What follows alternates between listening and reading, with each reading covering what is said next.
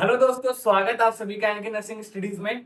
आज हम बात करेंगे कि जो रिपोर्टिंग एंड रिकॉर्डिंग होती है उनके प्रिंसिपल्स क्या क्या होते हैं। ठीक है, तो अपनी यूनिट चल रही है डॉक्यूमेंटेशन की, उसके अंदर आज अपन जानेंगे कि रिकॉर्डिंग के और रिपोर्टिंग के प्रिंसिपल्स क्या क्या है, उनके बारे में अपन वन बाय वन बात करेंगे। तो सबसे पहले बात करते हैं प्रिंसिपल्स ऑफ रिकॉर्ड राइटिंग के। जो रिकॉर्डिंग है उसके क्या क्या प्रिंसिपल्स होने चाहिए, आपको कौन कौन सी बातें ध्यान में रखनी है।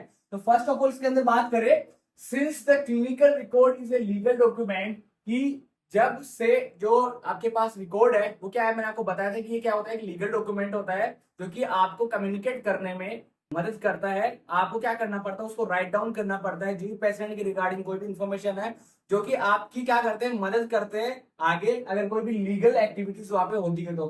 ठीक है, अपन बात करें कि ये क्या है, एक लीगल डॉक्यूमेंट है। It is it is essential that they should be written clearly, accurately, appropriately and legibly।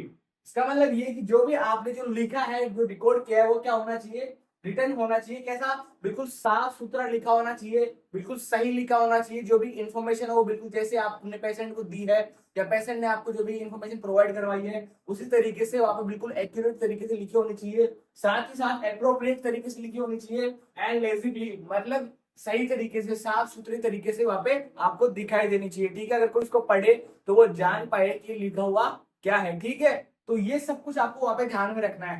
Next अपन बात करें, the individual who write that they should be sign all the entries. तो जो जिसने भी उनको क्या कर रहा है, रिकॉर्ड कर रहा है, जो भी इंफॉर्मेशन कलेक्ट कर रहा है, जो भी राइटिंग कर रहा है वहां पे रिकॉर्ड की, तो उसके वहां पे साइन होने चाहिए। जो भी एंट्रीज वो रिकॉर्ड कर रहा है, जैसे पेशेंट के रिगार्डिंग कोई भी डाटा उसने कलेक्ट करा, तो उसने क्या करा कि शिफ्ट बाय शिफ्ट, आपको पता है कि शिफ्ट चेंज होती है तो नया जो स्टाफ है वो आता है, तो जिसने भी डाटा कलेक्ट किया है उसके वहां पे साइन होने चाहिए, जिसने भी वो एंट्री ली है। ठीक है, नेक्स्ट अपन बात करें, care to be taken not to make any error on records.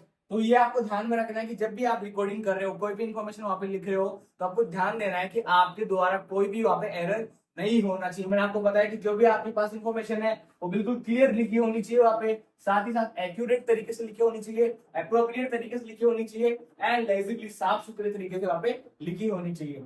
ठीक है, तो वहां पे आपके पास कोई भी एरर वहां पे नहीं होना चाहिए। अगर इन केस अगर ऐसा कुछ हो जाता है, if anything is crossed out, ठीक है, अगर ऐसा कुछ भी हो जाता है तो आपको वहां पे क्या करना है, डेट लगाना है वहां पे। ठीक है, डेट लगाना है, आपकी साइन करना है वहां पे। ठीक है, जिससे पता लग सके कि ये जो भी आपने रिकॉर्ड किया था वो क्या हुआ है वहां पे, आपको आपने उसको क्रॉस आउट किया है, उसको काटा है वहां पे। ठीक है, नेक्स्ट अपन बात करें, all record should be written with black ink और टाइप फॉर बेटर लेजिबिलिटी। इसका मतलब ये है कि जो भी आपने क्या लिखा है, जो भी आप रिकॉर्ड कर रहे हो, जो भी डाटा आप लिख रहे हो पेशेंट के रिगार्डिंग, वो हमेशा कौन सी इंक से लिखा होना चाहिए, ब्लैक इंक से लिखा होना चाहिए, जिससे कि क्या हो सके, आपको आसानी हो उसको देखने में, उसको पढ़ने में, इंफॉर्मेशन कलेक्ट करने में। ठीक है, अगर आपको फर्दर अगर आपने कोई ऐसी इंक काम में ले ली जो सही से दिखाई नहीं, सही से विजिबल नहीं है, तो क्या होगा वहां पे, आपको वो जो भी आप उसको जब फर्दर इन्वेस्टिगेट करोगे, फर्दर उसको लिखोगे, देखोगे उस डाटा को, तो आपको सही से दिखाई नहीं देगी। तो आपको क्या करना है, ब्लैंक इंक का वहां पे यूज में लेना है। नेक्स्ट अपन बात करें, record should be written in a chronological order. तो जो भी रिकॉर्ड आप लिख रहे हो उनको क्रोनोलॉजिकल ऑर्डर में लिखना है, कि जब वो इवेंट या जो भी आप डाटा कलेक्ट कर रहे हो जब हुआ है, जिस टाइम पे हुआ है उसी टाइम पे उसको रिकॉर्ड करना है, और जो नेक्स्ट डाटा आएगा उसको फर्दर वहां पे लिखना है आपको। ठीक है, तो जैसे जैसे डाटा जो भी इवेंट होते जा रहे हैं उनको क्रोनोलॉजिकल ऑर्डर में जब वो हो रहे हैं उसी के हिसाब से वहां पे लिखना है। ठीक है, क्रोनोलॉजिकल ऑर्डर में लिखना है as to date and time, date और टाइम के अकॉर्डिंग, जिस टाइम पे जो इवेंट हुआ है, जो भी काम हुआ है, उसको उस टाइम पे उस डेट के अकॉर्डिंग वहां पे लिखना है। When recording medication and treatment, जब आप मेडिकेशन की या जो भी ट्रीटमेंट्स को प्रोवाइड कर रहे हो उसके बारे में जब आप लिख रहे हो, तो आपको क्या करना है, note exact time and date on which they are carried out. कि जब भी आप कोई भी ट्रीटमेंट या कोई भी प्रोसीजर वहां पे कर रहे हो किसी पेशेंट के साथ के अंदर, तो जो भी डेट और टाइम है, जो भी एग्जैक्ट डेट और टाइम है, कि आपको ये ध्यान में रखना है कि आप जब आपने वाइटल साइन लिए, किसी के वाइटल साइन असेस करें, तो आपको क्या करना है, उस वाइटल साइन को उस टाइम के अकॉर्डिंग, उस डेट के अकॉर्डिंग वहां पे मेंशन करना उस रिकॉर्ड के अंदर। ठीक है, तो ये बात आपको वहां पे ध्यान रखनी है कि जब भी आप ऐसा कोई प्रोसेस कैरिड आउट कर रहे हो तो उस टाइम को, उस डेट को वहां पे मेंशन करना है। नेक्स्ट अपन बात करें, records are written continuously with no blank space. जो भी आप रिपोर्ट लिख रहे हो, जैसे ये आपका पेज हो गया कोई भी, तो उसको क्या करना है, आपको हमेशा कंटिन्यूअसली लिखना है उसको। आपको कोई भी ब्लैंक स्पेस वहां पे नहीं छोड़ना है। अगर इन केस अगर कोई भी ब्लैंक स्पेस रह जाता है तो उसको क्या करना है, क्रॉस आउट वहां पे करना है। इस बातों को आपको वहां पे ध्यान में रखना है। नेक्स्ट अपन बात करें, साथ ही साथ क्रॉस आउट करने के बाद वहां पे डेट लिखना है एंड वहां पे आपको साइन करना है कि ठीक है कि ये जो भी स्पेस है ये क्या है, लेफ्ट आउट ये छूट गया था, तो आपने वहां पे क्या करा, क्रॉस आउट करा और आपने क्या कर दिया, वहां पे साइन कर दिया वहां पे। ठीक है, तो ये सब बातों को आपको वहां पे ध्यान में रखना पड़ेगा। नेक्स्ट अपन बात करें कि जो भी आपके पास जो रिकॉर्ड है उसका जो भी हर एक पेज है, उस पेज के ऊपर क्या होना चाहिए, प्रॉपर आइडेंटिफाइड होना चाहिए। ठीक है, इसका मतलब क्या है, each page of the record should be properly identified with the name. कि जो भी आप रिकॉर्ड कर रहे हो तो आपको क्या करना है, वहां पे प्रॉपर नेम लिखना है किसी पेशेंट का, कि कोई भी डाटा कलेक्ट कर रहे हो उसकी एज लिखनी है, उसका इन पेशेंट नंबर लिखना है, या फिर अगर आउट पेशेंट नंबर है तो वो लिखना है वहां पे, साथ ही साथ डेट लिखनी है एंड जो भी आप इन्वेस्टिगेट कर रहे हो वो सारा डाटा उस पेशेंट के रिगार्डिंग वहां पे आपको लिखना है वहां पे। ठीक है, नेक्स्ट अपन बात करें, use only standard abbreviations. Standard abbreviation का मतलब क्या होता है, एब्रीविएशंस क्या होती है कि जैसे आपने कई बार देखा होगा कि जब आप डॉक्टर के पास कोई भी प्रिस्क्रिप्शन लेते हो तो वो लिखता है, जैसे कोई भी उसने कोई भी दवाई लिखी तो उसके बाद में वो लिखता है ओडी या फिर बीडी। ठीक है, तो ये ओडी और बीडी इनका मतलब क्या है, इनका मतलब होता है वंस ए डे। ठीक है, इसका मतलब क्या है, वंस ए डे। इसका मतलब क्या है, विस ए डे, विस ए डे। ठीक है, तो आपको क्या करना है कि जैसे आप ये ना लिख के, ये पूरा ना लिख के, आप क्या कर सकते हो, ये जो एब्रिविएशन इनके लिए यूज में लिखी है, जो शॉर्ट फॉर्म है उनको वहां पे मेंशन कर सकते हो। ठीक है, तो ये जो ओडी है इसका मेडिकल में एक ही मतलब होता है कि जो भी आपको दवाई दी जा रही है वो कितनी बार दी जाएगी, दिन में सिर्फ एक बार दी जाएगी। आपको अगर बीडी लिखा हुआ पे तो दिन में 2 बार दी जाएगी। तो आप ये लिखने की बजाय इनका एब्रिविएशन का यूज में ले सकते हो। फिर ये स्टैंडर्ड एब्रिविएशन है, इनका मतलब ये होता है। तो आप स्टैंडर्ड एब्रिविएशन वहां पे आपको यूज में लेनी है। ऐसा नहीं कि आपने अपने मन से कुछ भी बना दिया, कोई भी शॉर्ट फॉर्म वहां पे लिख दी, तो वो क्या करेगी, जब अगर आप उनको वापस से देखोगे, ठीक है, आप उनको वापस से कलेक्ट करोगे डाटा को, तो आपको वहां पे प्रॉब्लम हो सकती है। तो इन बातों को आपको वहां पे ध्यान में रखना है। ठीक है, जो भी स्टैंडर्ड एब्रिविएशन है वो आपको यूज में लेनी है। नेक्स्ट अपन बात करें, रिकॉर्ड शुड बी ट्रूथफुल। जो भी आपने डाटा कलेक्ट करा है किसी पर्सन से, वो क्या होना चाहिए, ट्रूथफुल होना चाहिए। आपको विश्वास होना चाहिए जो भी आपने डाटा लिया है वो बिल्कुल सही है। ठीक है, तो ये आपको श्योरिटी लेके चलना है कि जो भी इंफॉर्मेशन आप कलेक्ट कर रहे हो वो बिल्कुल सही है। साथ ही साथ वो डाटा ब्रीफ होना चाहिए एंड कंप्लीट होना चाहिए। जो भी आपने इंफॉर्मेशन कलेक्ट करी है पर्सन से, ठीक है, उसने जो कुछ भी बताया उसको समराइज करके उसकी बात का कंप्लीट प्रूफ वहां पे उस रिकॉर्ड के अंदर आपको मेंशन करना है। It should include all services given to the patient. साथ ही साथ आपने जो भी सर्विसेज, जो भी प्रोसीजर, आपने जो भी काम किए हैं पेशेंट के ऊपर, वो सारे के सारे जो प्रोसीजर है वो कहाँ पे होने चाहिए, वो रिकॉर्ड के अंदर मेंशन होने चाहिए। तो ये अपन ने बात करी कि आपको रिकॉर्ड राइटिंग करते टाइम में कौन कौन से ऐसे प्रिंसिपल्स है जिन बातों को आपको वहां पे ध्यान में रखना है। आई होप आप लोगों को ये टॉपिक अच्छा लगा होगा, ये समझ में आ रहा होगा। आप नोट्स मेंटेन करते रहिए इन सबके। नेक्स्ट अपन बात करें कि रिपोर्टिंग के टाइम पे जब आप रिपोर्टिंग कर रहे हो, जैसे कौन कौन से प्रिंसिपल्स है जिनको आपको फॉलो करना पड़ेगा। ठीक है, तो नेक्स्ट अपन बात करें principles of reporting. Principles of reporting का मतलब क्या है, रिपोर्ट शुड बी ट्रूथफुल। कि जो भी आप रिपोर्ट कर रहे हो, एक पेशेंट से जो भी डाटा ले रहे हो, वो क्या होना चाहिए, ट्रूथफुल होना चाहिए, एक्यूरेट होना चाहिए, एप्रोप्रिएट होना चाहिए, क्लियर होना चाहिए एंड कॉन्फिडेंशियल होना चाहिए। अगर पेशेंट ने अगर आपको कोई ऐसी इंफॉर्मेशन दी है जो कॉन्फिडेंशियल है, उसको कॉन्फिडेंशियल रखना है। साथ ही साथ उसको सिर्फ उसी पर्सन के साथ शेयर करना है कि कॉन्फिडेंशियल पर्सन है।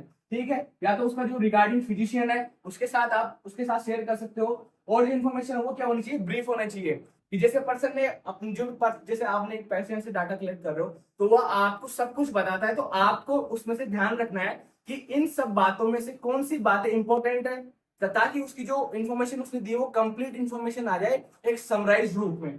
तो वो ब्रीफ होनी चाहिए, कंप्लीट एंड विजिबल, साफ सुथरी तरीके से लिखा होना चाहिए आपको। इन सब बातों को वहां पे आपको ध्यान रखना है, सही दिखना चाहिए, स्पष्ट रूप में लिखा होना चाहिए जो भी आप इन्फॉर्मेशन गैदर कर रहे हो।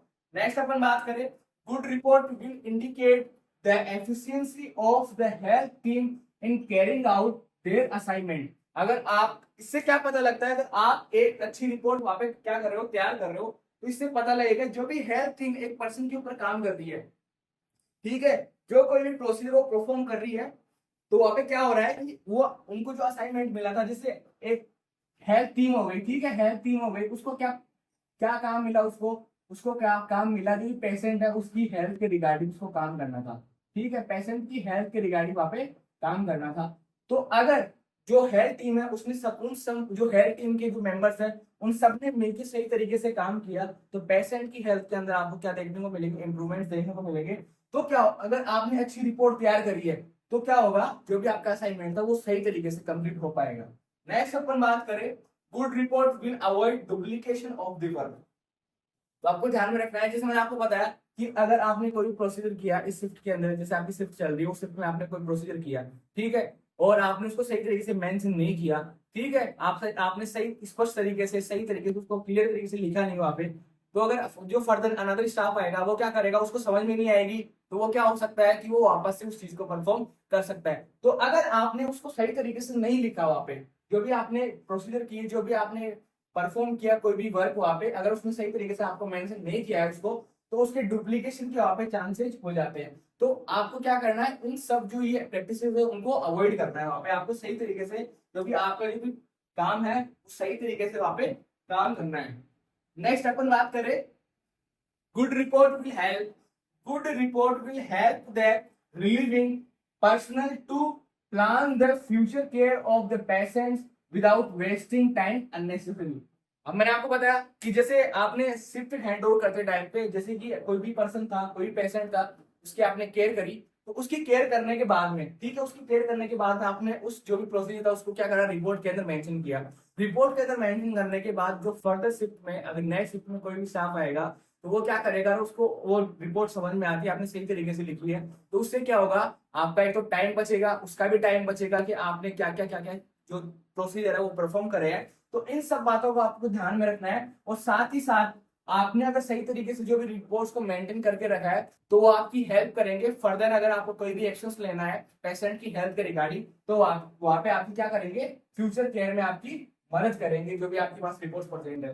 नेक्स्ट अपन बात करें, patient receive better care when the reports are patient receive better care when the reports are thorough and give all pertinent data. कि जो भी आप, मैंने आपको बताया कि अगर पेशेंट आपको कोई भी इंफॉर्मेशन दे रहा है, आपको कंप्लीट तरीके से एक ब्रीफ रूप में, ठीक है, ब्रीफ मतलब कि आपको जो भी उसने इंफॉर्मेशन दी उसको समराइज करके अच्छे तरीके से उस डाटा के अंदर लिखना है। उसको लिखने के बाद आप जब उसको देखो तो वो क्या होना चाहिए कि जो भी उसने इंफॉर्मेशन दी है वो उससे आपको समझ में आनी चाहिए कि पेशेंट ने आपको ये इंफॉर्मेशन दी थी और आपने उसको वहां पे मेंशन किया है वहां पे आपको, ठीक है। तो आपको रिपोर्ट पढ़ते ही समझ में आ जाना चाहिए कि पेशेंट के क्या प्रॉब्लम्स है, उसने आपको क्या क्या इन्फॉर्मेशन दी थी, तो इन सब बातों को आपको वहां पे ध्यान में रखना है। नेक्स्ट अपन बात करें, good report tells us about the problems relating to supplies and equipment. साथ ही साथ अगर आपने रिपोर्ट को सही तरीके से मेंटेन करके रखा है तो आपको पता लग जाएगा कि आपको कौन सी सप्लाईज की नीड है, कौन से इक्विपमेंट्स वहां पे चाहिए, ठीक है। तो ये कब पता लगेगा, जब आपने उनको वहां पे मेंशन करा है रिपोर्ट्स के अंदर। साथ ही साथ यूज ओनली स्टैंडर्ड एब्रिविएशन। मैंने अभी आपको बताया कि आपको क्या करना है, हमेशा ऐसी एब्रिविएशन यूज में लेनी है जो क्या है, स्टैंडर्ड एब्रिविएशन है, ठीक है। आपको ओडी और बीडी आप वहां पे यूज में ले सकते हो, किसके लिए, अगर वन साइड कोई आपको दवाई दे रहे हो, आप उसको वन साइड लिखा हुआ है तो आप ओडी लिख सकते हैं, अगर आप बी साइड लिखा हुआ है, दिन में 2 बार लिखा हुआ है तो वहां पे बीडी लिख सकते हैं। तो ये स्टैंडर्ड एब्रिविएशन है, ठीक है। अगर कोई अदर स्टाफ भी देखेगा तो उसको भी ये पता है कि ओडी का मतलब क्या होता है और बीडी का मतलब क्या होता है। अगर आपने ऐसी कोई शॉर्ट फॉर्म यूज में लेनी जो आपने मन से बनाई हुई है या फिर आपने सही तरीके से उसको मेंशन नहीं करा, तो जो फर्दर स्टाफ है, नेक्स्ट स्टाफ है, उसको वहां पे प्रॉब्लम हो सकती है।